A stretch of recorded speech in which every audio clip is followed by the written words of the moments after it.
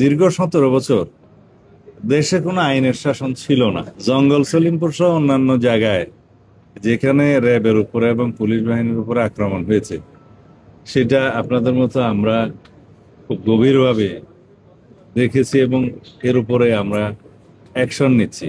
সেটা আপনাদের সামনে যখন দৃশ্যমান হবে, হচ্ছে ইতিমধ্যে, তখন আপনারা দেখতে পাবেন।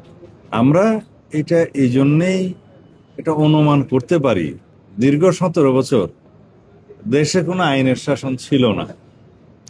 দুর্বৃত্তায়নের একটা মহামারী ছিল।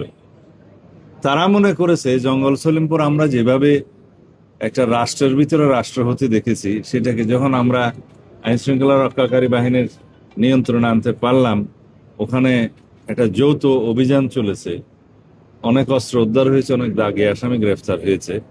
সেখানে আমরা যখন ঘোষণা করেছি যে পুলিশ একাডেমি করা হবে, র্যাবের জন্য একাডেমি করা হবে, এবং আমাদের পুলিশ বাহিনীর ক্রীড়া কমপ্লেক্স সহ অন্যান্য বাহিনীর, বিজিবির এবং এপিবিএন এর পারতপক্ষে আমরা আরো অনেক, যেহেতু আমাদের সংস্থা অনেক আছে, তাদের সবাইকে ওখানে অ্যাকোমোডেট করব।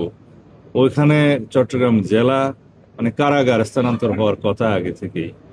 এই জায়গাটা একটা প্রশাসনিক এবং বিভিন্ন নিরাপত্তা বাহিনীর, শৃঙ্খলা বাহিনীর একটা হাব, ট্রেনিং সেন্টার হয়ে উঠবে।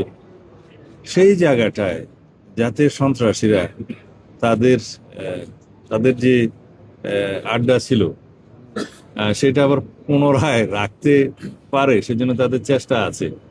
তবে তারা যে উদ্যত আচরণ করেছে, যে দুঃসাহস দেখিয়েছে, সেটা আমরা খুব কঠোরভাবে নিয়ন্ত্রণ করব আগামী দিনে। আমি এখনই পরিকল্পনা ফাঁস করতে চাই না।